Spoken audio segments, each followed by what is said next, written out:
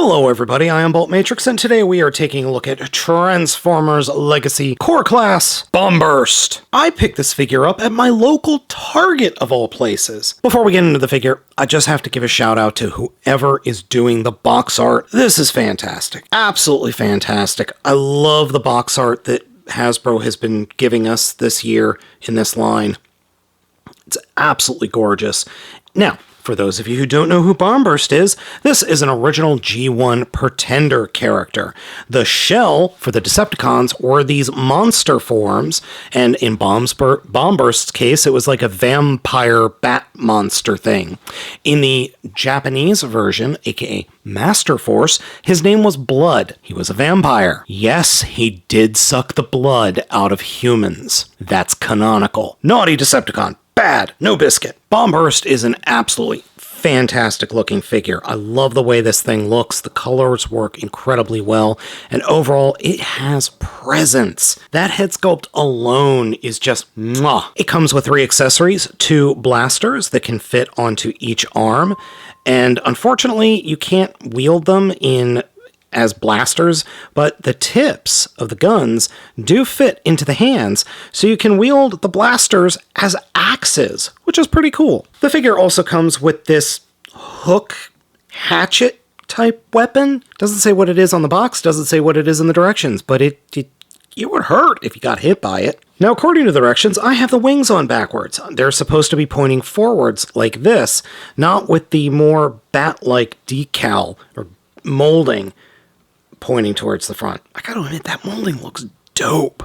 And according to the directions, you can store all of the accessories on the backpack. Simply fold the back out like that, and the axe is going to peg in right into this little peg underneath the canopy. According to the directions, you're supposed to be able to peg in the hook or the axe or the hatchet or whatever the heck this is called into the back of the canopy.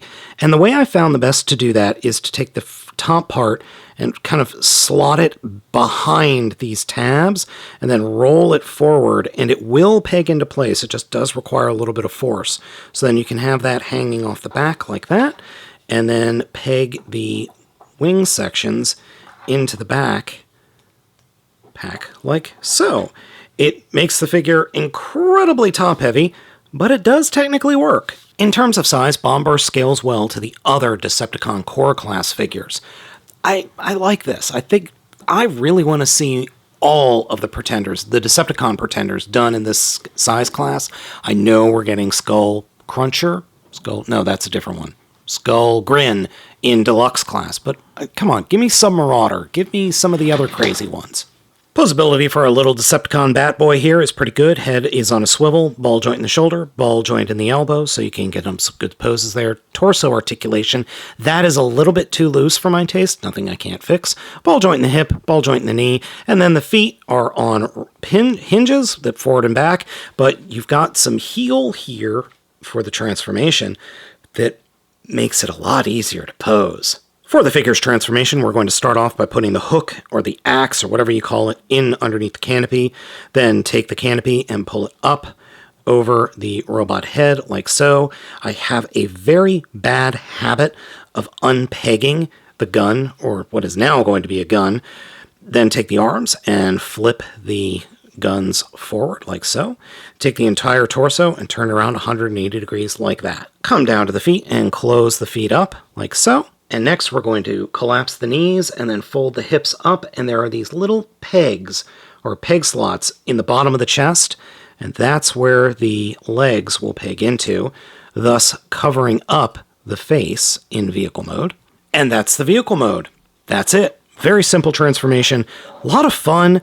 Can't argue with the results. I like the look of the jet mode. It's supposed to be a VTOL jet, even though the VTOLs are there inside the body as opposed to out on the wings. I'm fine with that. It works. Only complaint I have is the arms. The arms just flip and flop about. They don't peg in anywhere. And that would be a really nice thing if they did. If there was maybe like a little peg coming off here to peg into the hip, that would be great, but there isn't. That stinks. Oh, well, nothing I can do about that. The only thing that is supposed to hold the arms in is there is a peg in the armpit right there that's supposed to hold everything together. There's no friction. There's zero friction. It doesn't really hold anything together. It just doesn't work. The peg's not long enough, and the actual peg or the slot that it's supposed to peg into doesn't work. It doesn't work. That's the only negative I have about the figure, is that part of the transformation. But I like the vehicle mode. It works. It's simple. It's a fun transformation, and it's very effective. Bomber scales very well to the other flight-based Transformers in the Core Class series. It also works incredibly well with Iguanus and Megatron in robot mode. He was too lazy to transform, I asked him. But it's a little bigger than Soundwave in cassette form. As much as I love this Soundwave, could we have a barge version? I'd like to see a Core Class barge version. That'd be cool.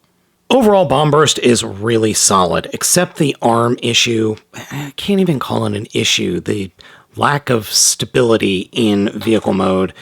It's a good figure. It's a fun figure. I like it a lot. It's got a great transformation.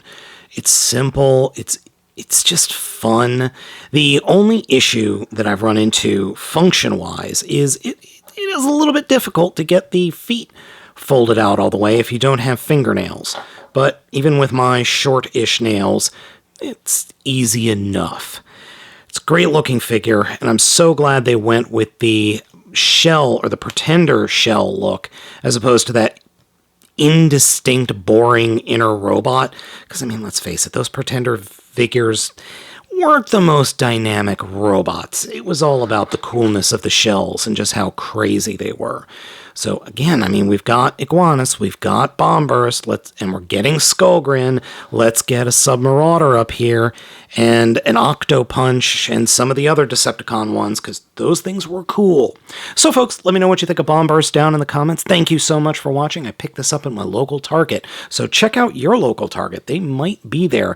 It looks like they were short-packed, because there was a ton of Soundwaves and Optimus Primes, and there were like 2 Bombbursts in the case, so might be short-packed. Anyway, again, thanks for watching. I've been Baltmatrix, and we'll catch you all next time.